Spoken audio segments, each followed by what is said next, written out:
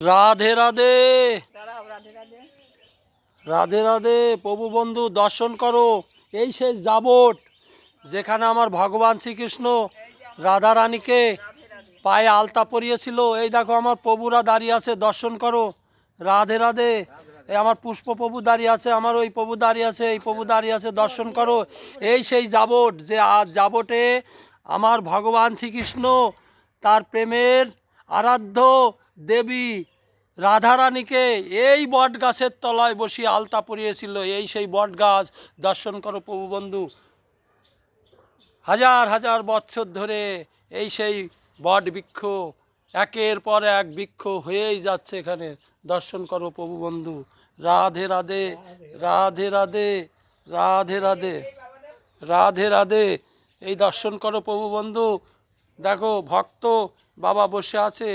Radhe Radhe Radhe Radhe.